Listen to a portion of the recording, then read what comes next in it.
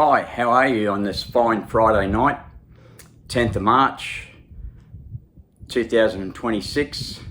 I'm just contemplating exactly how I'm going to put this across. Shortfall? I don't understand what shortfall means, but there's no short way of saying it. It's like this. Tonight, I had a fellow talk to me, an American Indian spirit, I had an American Indian spirit talk to me, and he was Lakota Sioux.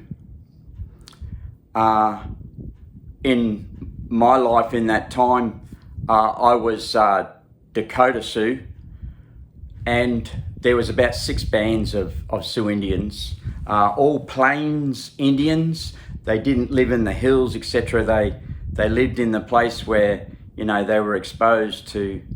Anyhow, no Pulp Fiction. I got to tell you what this fellow said. It was Crazy Horse. And on the way home, walking home, I asked him how he wanted me to address him.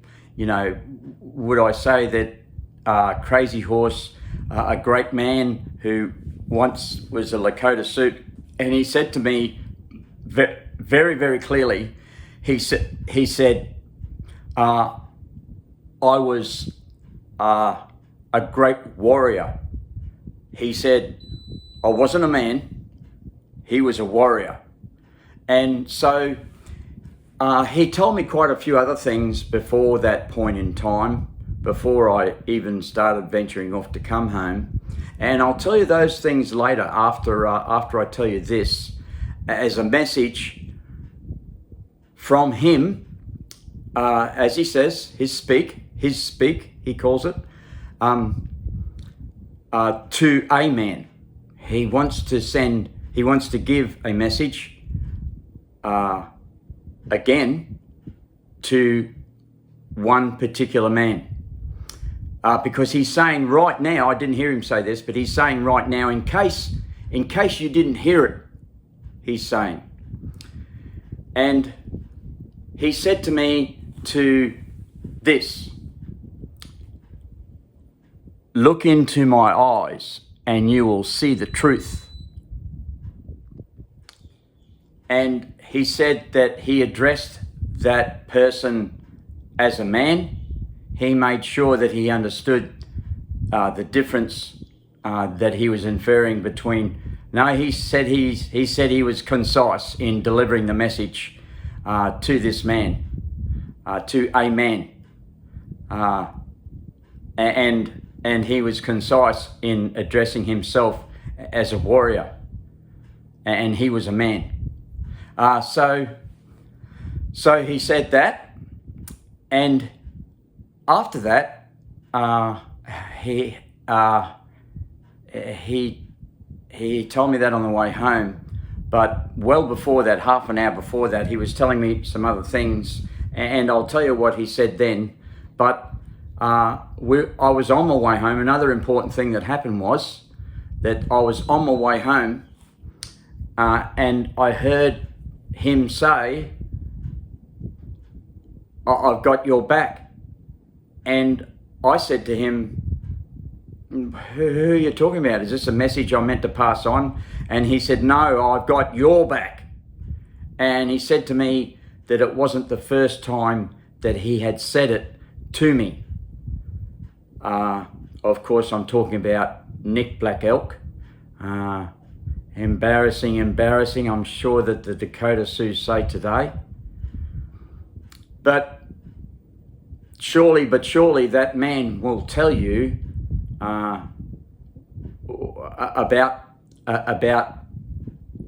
about Crazy Horse, the great warrior, addressing him. So let's get to the other semantics. It's not semantics, I just got a big whack across the back of the head there. This is, if you were ever wondering, he says, how it was. This is word for word, verbatim from him. He says it was like this, that in the dance, he's saying that he would interrupt the dance of the war dance. He would interrupt while they were war dancing. He would call out to his, he's saying right now, he would call out to his enemy, and he would address his enemy as he saw him on the battlefield. Yeah, you're saying, how could he address a man on the battlefield that he hasn't seen yet? Well, he would address him redhead, or redhead with the beard, or redhead with the black hat. I think he's saying that he liked the battle with redheads, like they were Scottish or something. I don't know, but he did actually say that, what I just said. He gave those 3 examples of redheads. And there will be people, I'm sure, in his blood that can tell you the truth about that. But so he would call out during the war dance. He would interrupt everyone and speak over them and call out to his enemy in those words. He would call his enemy, and he would address the enemy, the man in the blue shirt or whatever. Tomorrow I am going to do this to you. And they were all watching on, and he would say, address from time to time during the dance till the very early hours of the morning. They never ever went to sleep, of course, before. And I think I'm talking about the Battle of Little Bighorn, where he was the fieriest. And so I'll jump back to that in a second.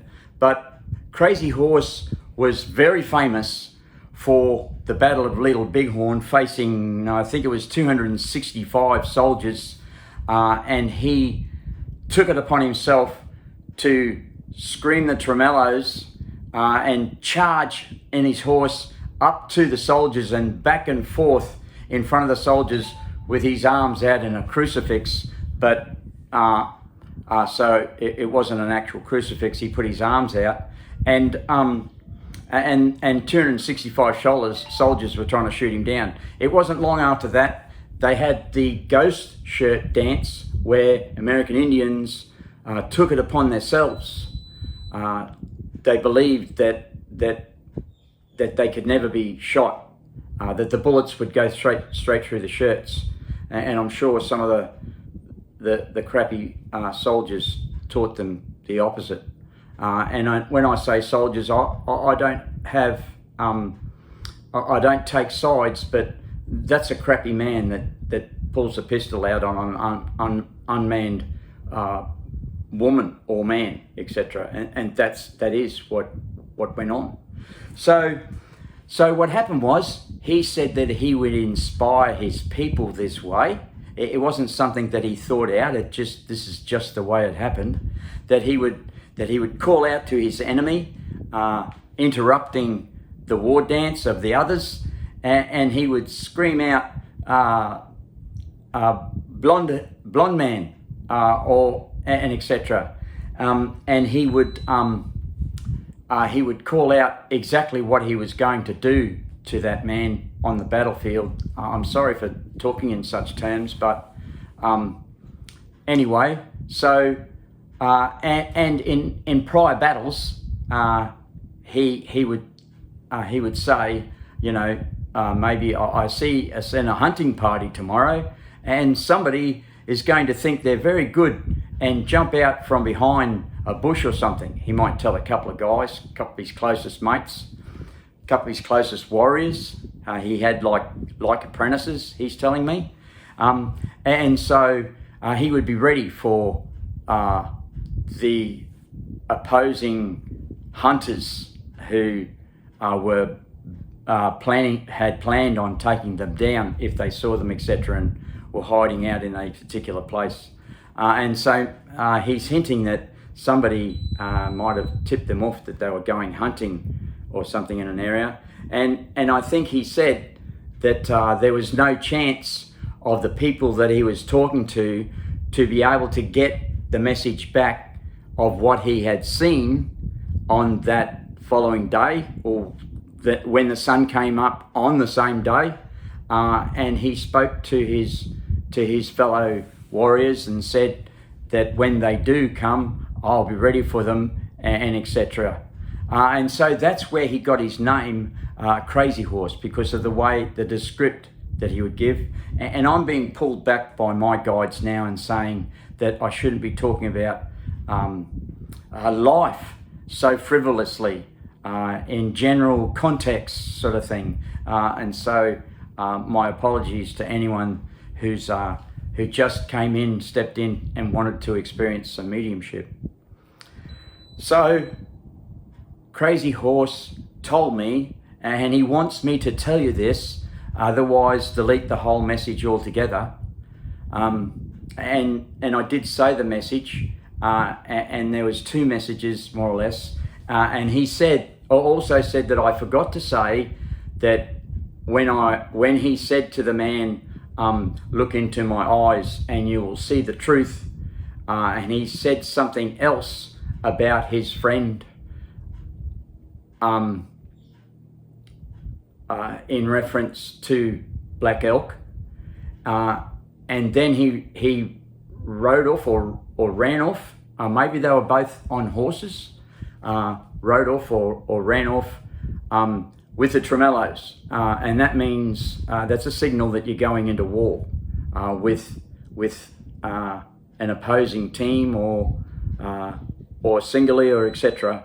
And he's saying that he then stopped the horse and turned around and looked back at the man. He said that the eagle, I don't understand that. Crazy Horse was an eagle? He used his eagle eyes to look back at the man, and he looked right into his eyes.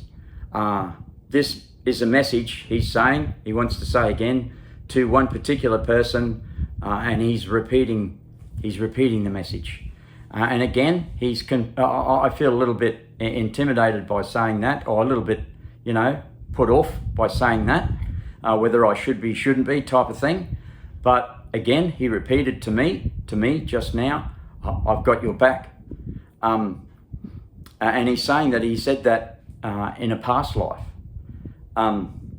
So anyway, I wrote something earlier today, and I finished it off with Hoka Hey, Hoka Hey. Hoka Hey was not just for saying that it's a great day to do something. It was also for an exclamation type thing. If you rode in from a great hunt or something, you would call Hoka Hey, Hoka Hey, Hoka Hey.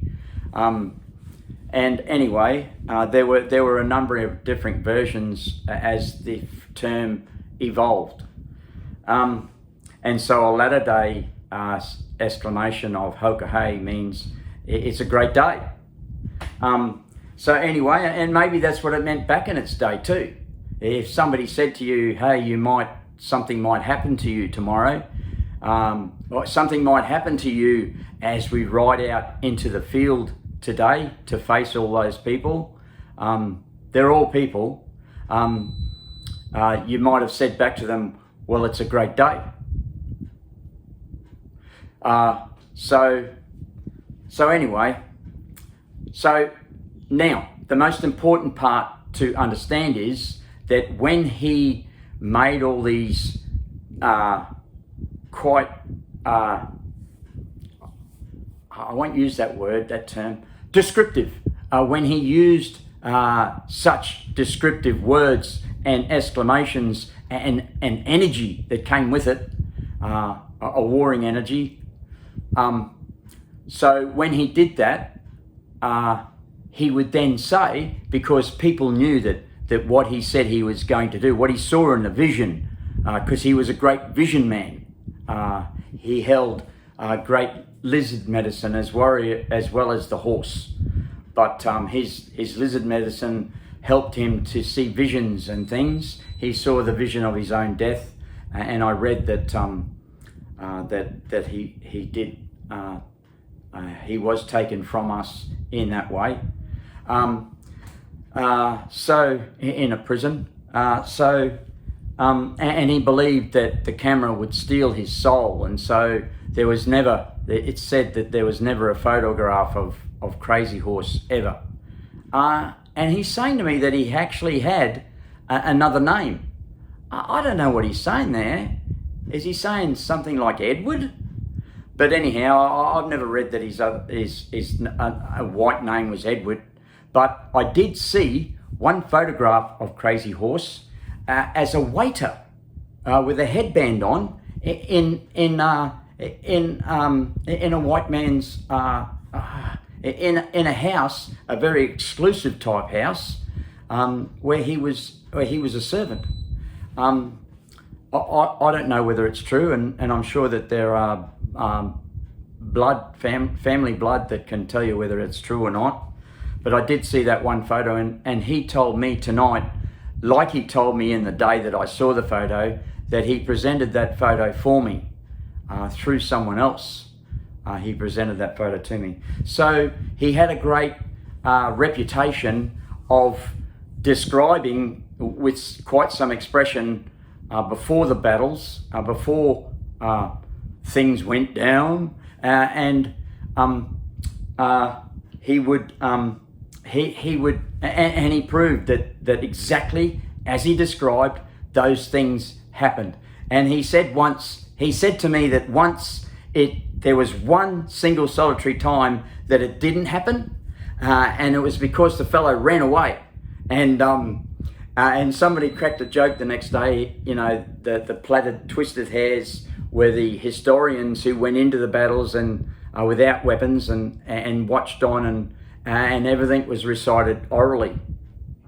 And so the twisted hair, I don't know whether they used the plaited hairs for historians in the Sioux, but so there were historians in every tribe. And some of the twisted hairs, some of the plaited hairs from other tribes and stuff would carry a knife, but their people didn't, because people like Crazy Horse would say to them, don't worry about anything happening to you tomorrow, type of thing. And others would as well. Of course, they'd keep an eye out. And that had to occur on sometimes. And so one of the historians said to him, when they were sitting around the fire after that, there was one time when you didn't get that man with the white hat or whatever, a distinctive miss, and Crazy Horse said, "That's right, because he ran away." So, and maybe, just maybe, that speak, he calls it, maybe that speak is still around the campfires today over there. I'm not looking for any notoriety to join up or anything like that. So the final thing I wanted to say, that he would go into these descriptions, and he carried out those things precisely, except for that one time. And what happened was the reason why Crazy Horse was so revered, and I'll tell you, it's an absolute honour to be able to repeat his speak from the spirit world, was that he would say to men, and I also see you with a dark man, and taking that dark man down and explaining exactly how, and somebody might say, hey, I saw that, and that is how I'm going to take that man down, etc. I'm sorry to get excited about that type of thing, or to have exuberance in such a description about something so negative. But I really didn't feel like saying this at all, but maybe, just maybe, it will help nations come together more through in the book, the autobiography written by somebody else of Nick Black Elk. Black Elk Speaks. I think it was about the only book that I tried to read. I remember Black Elk describing that other shamans, and I think himself, actually saw, like when I used to read in the markets, I would see an animal superimposed over somebody or other things, and I would simply describe that. And I might tell you about one of those readings one day, because that lady has passed over, and I could speak of her reading. She absolutely thoroughly enjoyed it. But so I'll tell you about that in a moment. But yeah, so of course I've done it again. So Crazy Horse would inspire people by saying to them, "Hey, and I see you fighting a blonde man," etc. This is as he speaks. He says that these aren't examples. This is exactly how he spoke and interpreted. The book was interpreted by somebody else who told the author what Black Elk was saying. It wasn't the author speaking American Indian, because there was like 500 different languages. So somebody interpreted Black Elk's speak to the author. And I can't remember who it was, someone like Edward Curtis who took all the photographs and stuff, but it wasn't Edward Curtis. Black Elk is saying that he wasn't greatly revered for some reason. He's saying that he photographed a lot of native nude women and stuff. But anyhow, so what happened was, in Black Elk Speaks, he and some of the other shaman, like I would see things, spirits of past lives that I specialised in at that time, superimposed over people. He said, Black Elk said that him and other shamans would see past lives of white people, soldiers and etc., superimposed over the bodies of the red people, of American Indians, and so this quite confused them. And from what I learnt after that, it's sort of like I might have been a medicine man in that time, and Nick Black Elk was actually running around, galloping around some wagons one time and hanging off the side of the horse and shooting under the neck, he described it, at 12 years old. But anyhow, okay, I've been pulled back and told not to say that particular thing I was going to say, but that's what the American Indian shaman described, that they saw white people, soldiers and etc., superimposed over the top of American Indians, warriors, great warriors and stuff. And so that confused them and changed a lot of their outlook. So anyway, the thing I was going to tell you was I specialised in past life, and it was on a poster up behind me in the markets. And this was a lovely, sincerely beautiful elderly lady. She said she was 82, and quite on the plumpish side.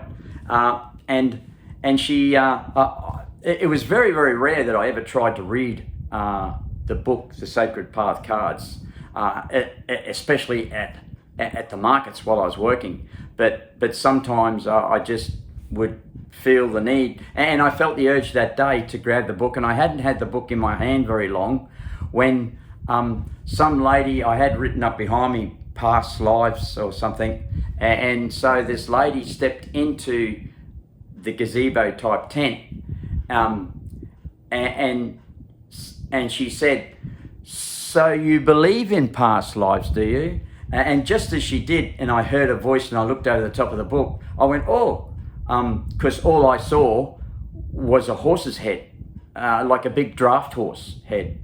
And she said, "So you believe in past lives, do you?" I said, oh most certainly, ma'am, most certainly. And she said, "Oh, well, what do you think I was, young man?" And back in those days, I was only about 30, you know, a young man. And So I said, ma'am, I said, there's absolutely, with a big, just like this, a big grin on my face, there's absolutely no doubt in my mind whatsoever that you were a horse. I'm sorry for that. And she said, well, she sat straight down. She said, I've always known I was a horse in past life.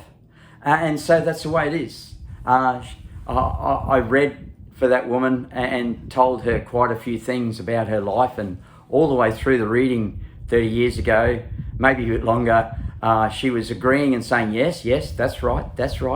And yes, that's right. And I said to her, well, would you mind if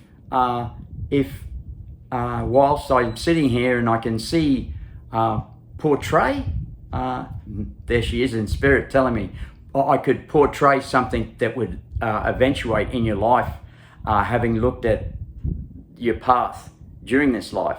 And she said, yes, of course you can. And, I felt honoured in her handing that over to me to speak on that. And I said, well, because of that and that I've just told you about, then this is blatantly obviously going to happen. You need to do some. And she interrupted me and she said, I'm not going to believe that for a second.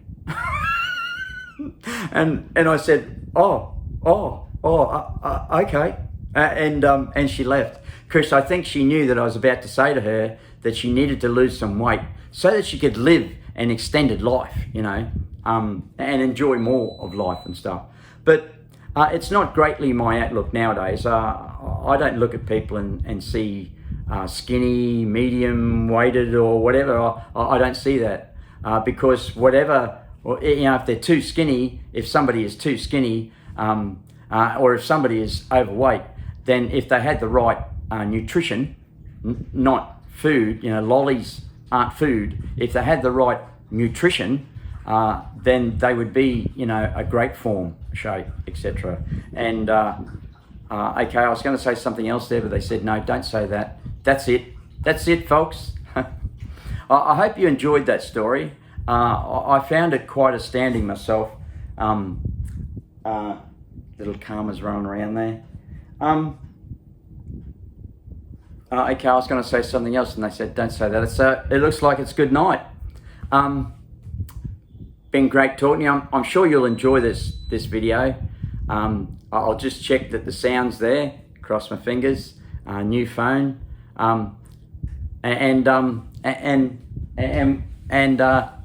good night.